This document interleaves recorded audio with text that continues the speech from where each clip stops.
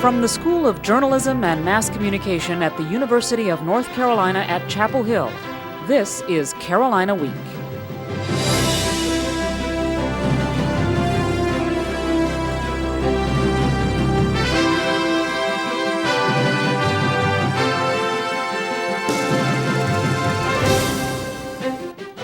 Good evening and welcome to this special edition of Carolina Week. I'm Tim Nelson. And I'm Brigida Mack. Well, while the state of North Carolina is facing a $1 billion revenue shortfall, UNC-Chapel Hill is being forced to make major cuts in its budget. The university is exploring everything from cutting faculty and staff positions to lowering classroom temperatures. Carolina Week's Michelle Muscatello investigates one cost-saving measure that's energy efficient. It's late Sunday night on the UNC-Chapel Hill campus. New East closed hours ago, and even though it's dark outside, inside, lights are burning bright. But New East wasn't the only building with inside lights on after hours. Night after night, Carolina Week found lights on in several campus buildings, and it's costing the university. Every year, UNC-Chapel Hill spends $18.5 million on electricity. Leaving lights on overnight cost the university more than $4 million. Ralph Taylor is the UNC-Chapel Hill energy manager. Buildings that are not being used, they shouldn't have classroom lights on.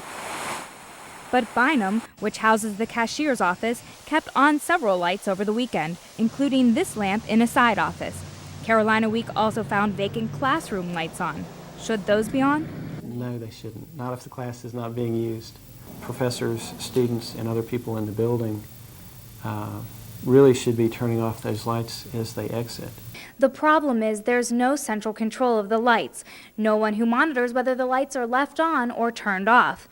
And university officials tell us most of the lights are controlled at the light switch. There are campus buildings that are considered 24-hour buildings, like Davis Library and some research labs. But even then, Taylor tells us only hallway and stairwell lights should be on. In Chapel Hill, Michelle Muscatello, Carolina Week. In November, the Finance and Administration Office introduced an energy use reduction initiative that included turning off unnecessary lights. The success of that initiative has not been determined. For the first time in decades, Carolina didn't make the NCAA men's basketball tournament, but that didn't stop many students from participating in seemingly harmless gambling pools. Carolina Week investigated sports gambling here on campus back in March and found it's a big business in which the stakes can be very high. So he's got 25, 25, 25, 25, 50, 50, 150. So he was losing a little bit and started trying to bet big to make it back. John is a Carolina sophomore with a 3.8 GPA and a little black book. Cash in my pocket without doing anything. He's a bookmaker, taking illegal bets from students on just about anything for which there's a point spread. He was getting a little out of control there. It's the kind of client you like. A lot of bets, a lot of big bets. This time of year, March Madness seems to bring out the gambler in many of us. The FBI estimates about $2.5 billion is wagered illegally on the men's NCAA tournament each year, added to another $80 million bet legally in Nevada. But for some college students, sports gambling is much more than March brackets. We spoke with two bookies here at Carolina. John agreed to an interview concealing his identity. A second bookie, we'll call him Dan, would only speak off camera. Both bookies say their clients are mostly undergrads in fraternities. Every gambler always loses. And both bookies win. Since I've been doing this, I've had to pay out to about 1 out of every 10 or 15 bettors. The bookies say they are each up more than $8,000. All of it tax-free. What we know about college gambling is that at this point in time, it's an epidemic. Bob Klein is the former director of the New Jersey Council on Compulsive Gambling. He calls compulsive gambling the invisible problem. If a person has an alcohol problem, usually you can smell it. If a person has a drug problem, usually you can see it either in the behavior, expression, or in the person's eyes. Okay? A compulsive gambler looks normal. The government estimates there are about 3 million compulsive gamblers in the U.S. Different studies show college students are as much as 8 times more likely to be compulsive gamblers than the rest of the population. Sports gambling is the most common way young people are introduced to betting. I started, like I said, making $20 bets on football games. Ben is a middle-aged businessman and a compulsive gambler who started wagering back in college. I would call the bookmaker before I went off to class, and then I would hurry home after the class to see what the score was. Over time, his addiction grew and changed. I traded more than $5 million in stock. So we went to a Gamblers Anonymous meeting held weekly here at the Amity United Methodist Church in Chapel Hill. Ben knew where to get help, and he got it. He hasn't placed a bet in more than a year. That might not be so easy for students who may not be compulsive gamblers, but may be getting in way over their heads. Now that money is food money. Maybe it's part of the rent. Maybe it's a telephone bill, electric bill, you name it. But to the compulsive gambler, that's his ticket. For some students, it may be a ticket right out of school. There have been many calls coming in from parents who have said that my son, mostly males, use his tuition to gamble. For some, the madness can turn into illness. If you or someone you know needs help regarding a gambling problem, you can call the local Gamblers Anonymous chapter at 1-800-313-0170. It's a growing problem that hits people across every demographic group. Identity fraud through the mail. People obtain your personal information by stealing your mail or by filling out fraudulent change of address forms. People in this area are among the victims. So shocking that Todd Campbell had never even thought about it. Basically, I started getting department store credit cards in the mail, which I had never ordered. Sears, Circuit City, Walmart, Best Buy, Saks Fifth Avenue. If you're not careful, someone could be stealing your identity through the mail. Campbell now has a total of 25 fraudulent accounts, with up to $3,000 worth of charges on each one, not to mention a $50,000 bill for a '99 Lincoln Navigator, all in his name. Called them, and not only had they'd been issued, but they'd already been activated and were completely maxed out. Chapel Hill police officer Chris Blue says Campbell is one of many. And we're all at risk because any of us can be hit with this crime in a variety of different ways. Here locally, just in the last 6 weeks or so, for example, we see 2 or 3 a week coming in. The reality for identity fraud nationwide is grim. According to an annual report released by the Federal Trade Commission last year, 42% of all reported cases were identity theft related, which means 500,000 people were hit with identity theft last year alone. And with an average of $18,000 in damages on each case, that amounts to almost $40 billion in losses nationwide. The numbers from the FTC are so high because this type of criminal activity is difficult to track. But it took Campbell only 3 weeks to notice that something was wrong. A post office spokesman says that makes Campbell one of the lucky ones. It may be months before people know that their identity has been seized. Aisha Atkinson lives on campus and is worried about the possibility of identity fraud. When I'm throwing away, I'm wondering who is going to get this mail, and it has so much like confidential information on it. Officials say 4 simple steps can help protect you against mail fraud. Mail all your bills at the post office. Shred all important documents. Get an annual report of your credit history, and always fill out a change of address form. Many of you have heard heart-wrenching stories about survivors from the Holocaust. But here's one Holocaust survivor story we're sure you haven't heard until now. Carolina Week's Adorea Chumba reports. Germany, 1933. Adolf Hitler is elected chancellor. Jews, gypsies, and blacks become targets of a systematic genocide. But this little black German boy survived to tell his story. We were all earmarked for extinction.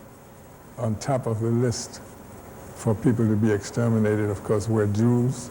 People of African descent were next on the list. I was just very fortunate. While I was persecuted, I did not go to a concentration camp, and I was not medically experimented upon as so many other. Ironically, and in his youthful ignorance, Hans admired Hitler. he organized the so-called Hitler Youth Movement, which consisted of young people who were wearing uniforms and who marched through the streets and blew trumpets and did all the kinds of things that appealed especially to young boys. And I was no exception. I wanted to be one of them. It was cool to be in the Hitler Youth Movement. And of course, I didn't have the slightest idea what National Socialism was all about until I, little by little, discovered how evil the system was. I was a fanatic Hitler supporter. Hans Massaquoi moved to the U.S. in 1948 and became managing editor of Ebony magazine for 40 years. But he never told his story. By telling it now, a reformed Massaquoi hopes to make something clear. Even intended victims can fall prey to a message that seems to answer society's problems. In Chapel Hill, Amaduria Chumba, Carolina Week. Before Massaquoi immigrated to the United States and began his career in journalism, he served in the 82nd Airborne in the Korean War. Well, the warm summertime weather brings many Triangle residents outside. But Carolina Week's Kelly Mahoney tells us why the air we breathe outside isn't so fresh. Even on a clear spring day, a Carolina blue sky can quickly turn gray around the edges. That haze on the horizon isn't a cloud, it's a sign of bad air quality. The Triangle's poor air quality is caused by high levels of ozone, not the protective good ozone, but rather the harmful ozone produced by humans. So why is the Triangle's air rated 11th worst in the nation? Air quality meteorologist John Hill says that there are three main factors. One, we have relatively hot summers, so we have a lot of sunlight and a powerful sun during the summer months. We also have a lot of vehicles traveling on the roads, especially during rush hour. And then the third factor is we have pine trees and hardwood trees, which also add to ozone formation. Ozone levels peak during the late afternoon in the hottest summer months when they can cause health problems such as respiratory infections, migraines, and nausea. Most people agree that something must be done to curb high pollution levels. The Clean Air Act aims to help, holding individual states accountable for reducing current pollution levels. The federal government also helps by issuing air quality forecasts and warnings on days when ozone levels are high. On these days, those of us living here in the Triangle can follow simple steps to help. Use public transportation whenever you can, keep your car tuned up, and fill your gas tank during cooler evening hours. But how much of a difference can one person really make? If we all get in better habits in terms of limiting our activities during those prime times and prime months, then collectively we'll start to see an increase in the air quality in the area. As the Triangle's population continues to grow, we should all work to make sure that levels of air pollution don't do the same. In Chapel Hill, I'm Kelly Mahoney, Carolina Week. The American Lung Association's annual report has ranked the Triangle area 13th out of the top 25 most ozone-polluted U.S. cities. Well, this summer, while most of you are jumping into the swimming pool to cool off, there's one Carolina student who can jump over, well, almost anything. We'll show you his moves when Carolina Week returns.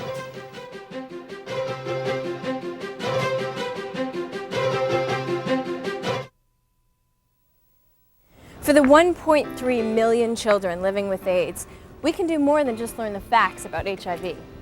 Through Caring for Kids 101, a campus outreach program, college students nationwide are helping to end this deadly disease.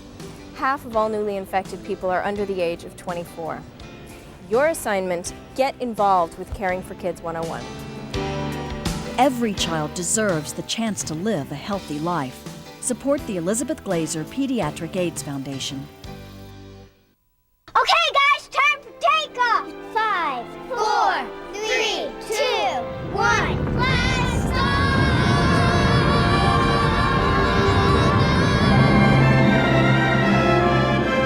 Wow! Whoa, look at that! Is that Jupiter? Hey kids, it's time to go to the planetarium.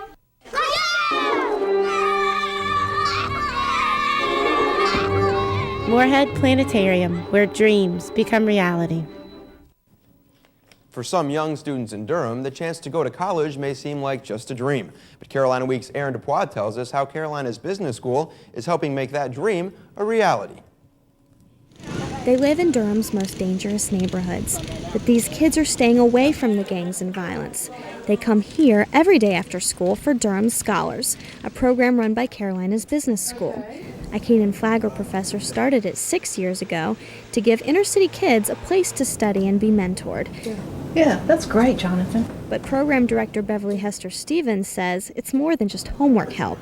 It's a place to come and hang out with your friends. It's a place to be surrounded by caring adults. And those are the things that make a difference. She makes them a deal. They come here every day after school, starting in the 6th grade. If they graduate from high school, still a Durham Scholar, they get a $10,000 scholarship.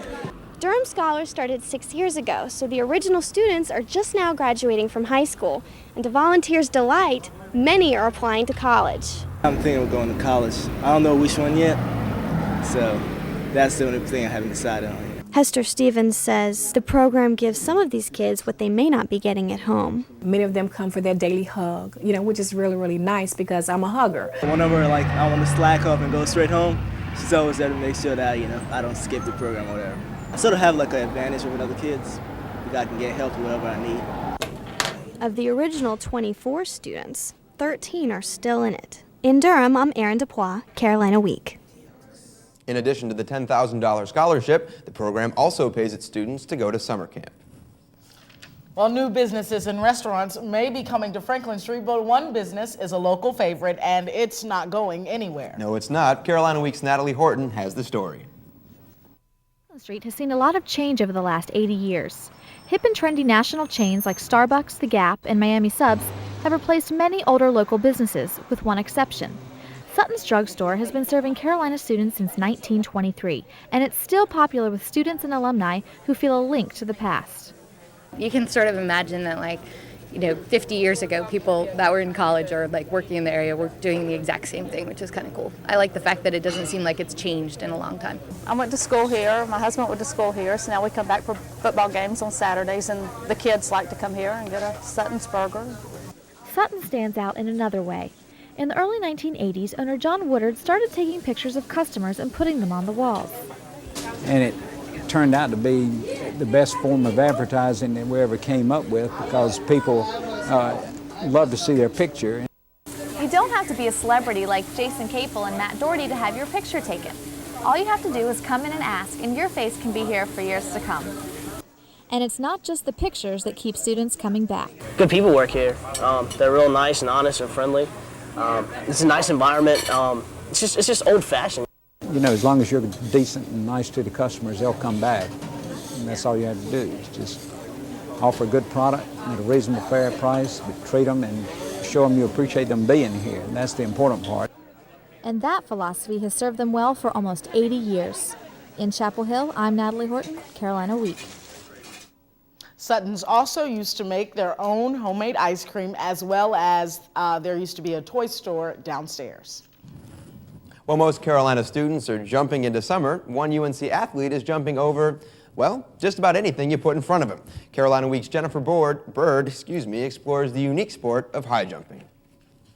7 feet 4.5 inches. It's higher than a doorway, higher than Chris Lang, and even higher than the common SUV. UNC junior Adam Shunk jumped this high last weekend, ranking him #1 in the nation. Shunk says his trick is simple. As you can see, I got the magic shoes on, and I attribute all my success to them. Without the shoes, can't jump. But it's not springs in his lucky shoes that keep him jumping this high. He works hard. He's intense and he's focused. He might even have some basketball players a little worried. So who inspired you to be able to high jump? Well, I've always been a big fan of Mighty Mouse and Superman, obviously because he can leap over tall buildings in a single bound. The Indiana native also has a different side. Adam, boy. It's just all natural ability. He's energetic, he's fun, he's crazy. We're all jealous. And he's bouncy.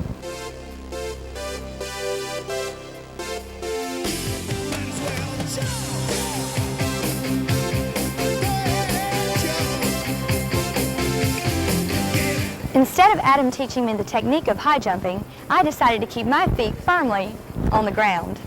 In Chapel Hill, I'm Jennifer Bird, Carolina Week. Well, Brigitte, we were talking before the show, and I hear you can jump about 7 feet high as well, yes? Carolina Week's Ben Hayes, who joins us for sports. Ben? Well, it's certainly been a good year, and we had some baseballs flying pretty high out of Poshmark Stadium, and some good hitting going on in some other sports as well. coming up in sports, we're going to introduce you to a popular non-varsity sport here at Carolina, and it might be a little confusing. And the Carolina baseball team has a new weapon this season, one that just won't stay in the ballpark. We'll explain when Carolina Sports returns after this.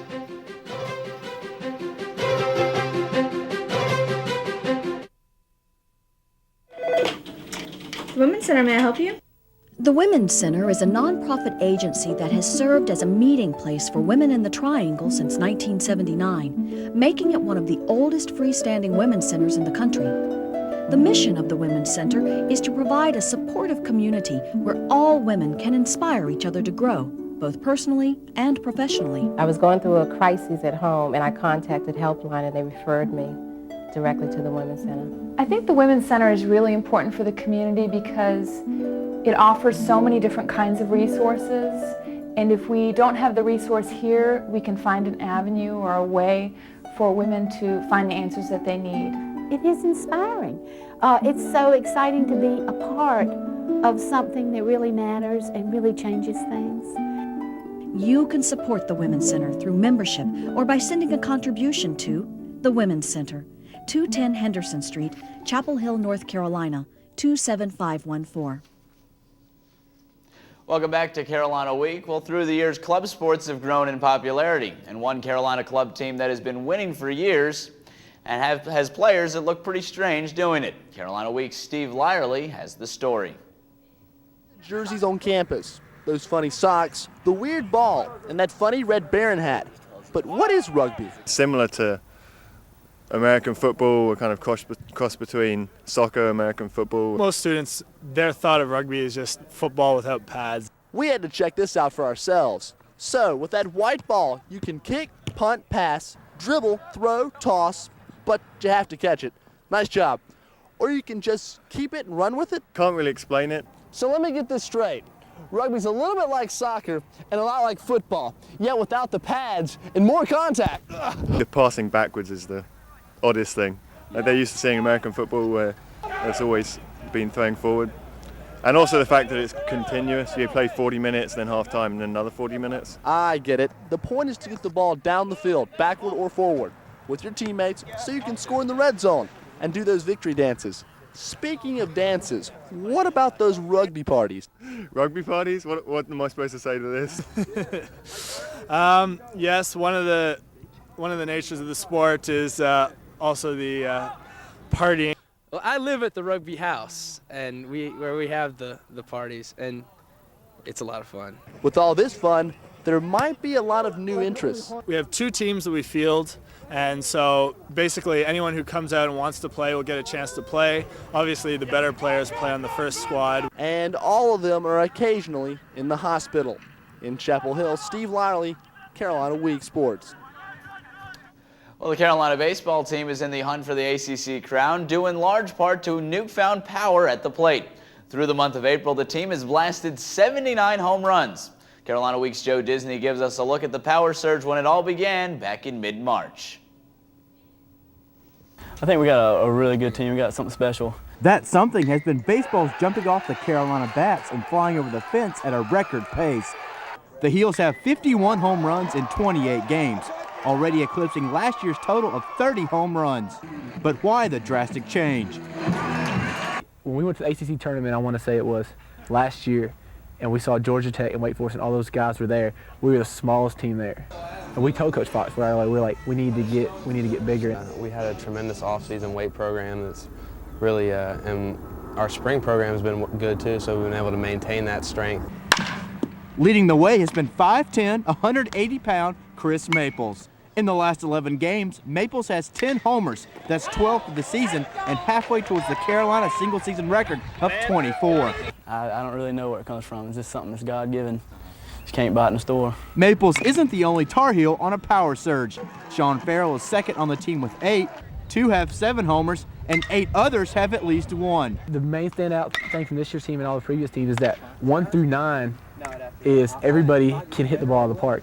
Coach Mike Fox continues to ground the team in fundamentals of fielding, base running, and pitching, but sometimes he can't help but be amazed. One story was he told Sean, when me and Sean were on deck, he told Sean that if Sean got on, that I was going to bunt him over, that we're not a home run hitting team. And Sean comes up and hits a home run, and I came up and hit a home run. And I mean, and you can tell looking him in the face, he's shocked. With the pop and power of aluminum bats, college baseball has become a sport where you have to hit the ball out of the ballpark to stay in the game.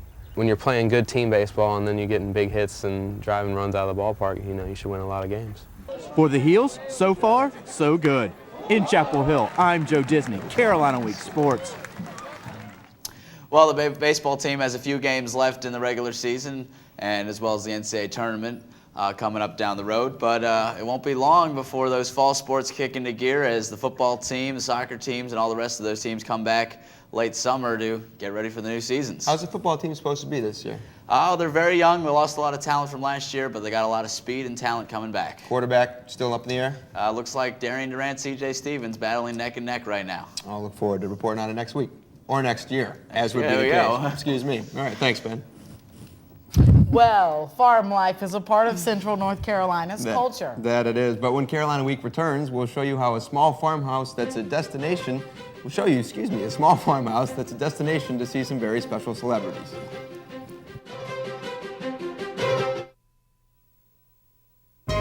Can you afford to own a home in Orange County?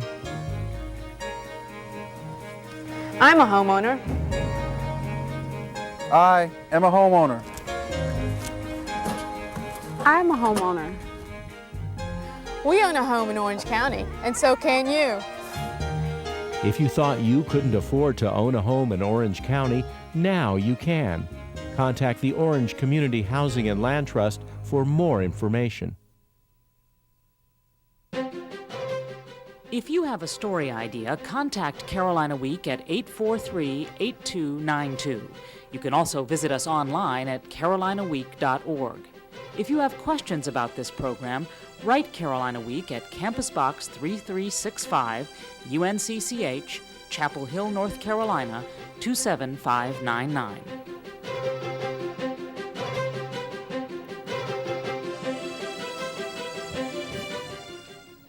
Central North Carolina is home to many local farms that raise everything from strawberries to bees. But one special farm has its visitors seeing stars. Carolina Week's Regina Willis explains. We have Felicia Rashad, Lena Horne. Those and countless other celebrities have stayed at this farm.